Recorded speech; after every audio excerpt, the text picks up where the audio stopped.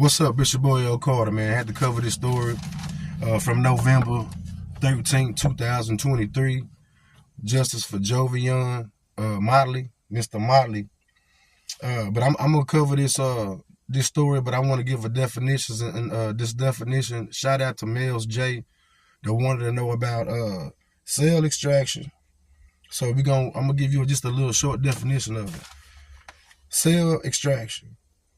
Calculated use of force that is contained in the inmate does not pose a safety threat to law enforcers or facilities. Okay, so that's just a little short version of the definition. Okay, but this man was unalive in Lovelady, Texas, a Wayne Wright unit. His parents, they need answers. They want answers. I don't know if they ever even they saw the video, I believe, but nothing of it came out too much. And I will come back with another story if I come with something different. But me as an officer, an ex-officer, going into those cells like that, you never really know what to expect. Those inmates, like half of those cells probably don't even have a light in it because of the inmates the way they are. So they can't have a light in it. You know what I'm saying? And if they do, like I say, they'll do anything they can to knock that bulb out or take that bulb out. And, it is what it is with that. So when you go into when these guys come into these cells, they got to come in, they got to blast in, they have shields. The first person, most likely the biggest person going in first.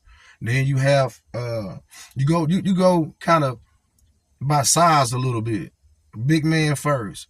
Then the second and third, they get this arm and the other person get that arm. And then, you got your third and you got your fourth and the fifth. They get the legs. And to be honest, the times that I've done it, it didn't matter really what size the inmate is. Because when they be in that state of mind like that, when they be mentally unstable, man, that's tiresome that you get through wrestling with them inmates. I can't lie to you about that. And you never know what they have. So when people come inside, you have to be ready. You have to go in there, you have to rush these people. You have to rush them down because the inmates, they already know what they're going to do before you come in there. So they might, to the left, to the right, or whatever, you know what I'm saying? But like I said again, you don't know if they have a razor. You don't know if they have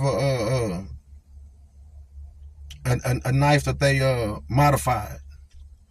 You don't know that. And when you sign up for the penitentiary as an officer and as an inmate, that's what goes along with that.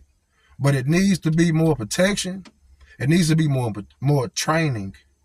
And one thing about that situation with the training, I don't know how much training you can have when you go in that situation like that, because it's never going to be the same outcome as how they tell you, before you proceed into that cell.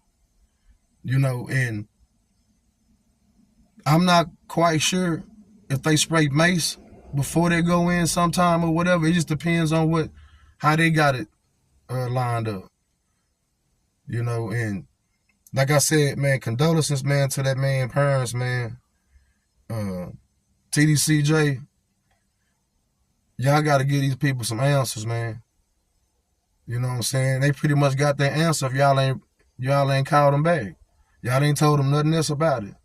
So I don't, you know what I'm saying? I don't know about that part if y'all did or not. But from what I heard, you haven't. So we need some answers. This man was 27 years old. Went into restraint, an inmate, and he was the only one that didn't come out the cell. That could have been any one of us. That could have been me, could have been anybody else. Like I said, man, when you come in as a Ninja Turtle, man, you never really know. You never know about it, man. And like I said, with the prison in the penitentiary, when she said, when his mom, Tamika Motley, when she said all officers need radios, she ain't lying when she said that. Because when I was working in the prison, I don't even think that the people on the wings had radios. I did. A responders, B responders, I think B responders, yeah, they had everybody that was a responder had a radio. If you out in the hall, you know what I'm saying, with the keys, or if you at the 220 desk or whatever, you had radios. At the 220 desk, you mostly have a sergeant or something at the 220 desk. That's an unfortunate situation. I hope y'all do find something about that, some type of something to resolve that. Like you said again, Miss Tamika, it ain't nothing we can do to bring them back. The only thing we can do is make sure that the other officers are safe and make sure that they get these laws passed to where it's better treatment as far as, you know, safety wise, you know, for officers. But also it needs to be a more safety for inmates too, because these officers, you have to understand some of these officers, they bring on this situation onto an innocent officer. It's just like being in the streets. They bring on these situations. Now you get one officer that's in these small towns that just come and terrorize everybody and this and that. And then you'll get somebody that's an innocent officer, and one of these guys will come out and unalive this officer, this innocent officer, because of the ones that's going around terrorizing everybody in the towns. You know what I'm saying? The bad officers are getting the good officers unalived. See, I had to kind of get my thoughts together with this because I had to delete the other video. So now I'm just coming with straight like freestyle, man. That's why I like to freestyle on my videos. Because, man, it's just like the Robert Brooks situation with the restraints. That man was restrained down to that table, to that bed. And you saw what happened. Now, when inmates see that or hear about that, what you think is going to happen to these officers? You might be innocent and you with these other shitty-ass officers. Now you right there in that category with them. Because that's how I think. You know what I'm saying?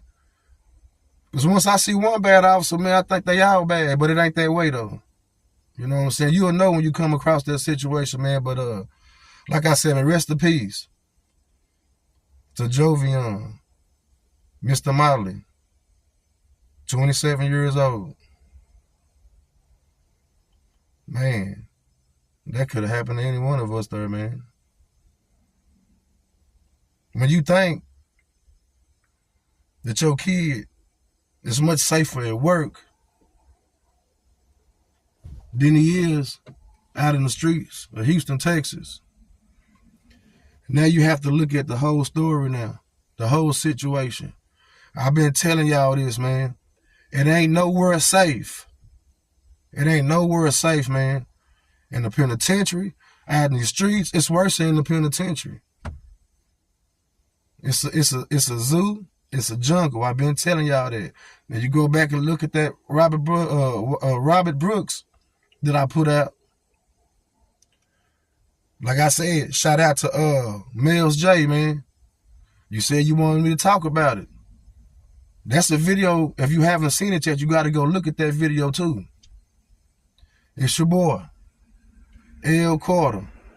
Like, share, subscribe. And I had to come back and make this video the way I needed to come out, man. And I'm out.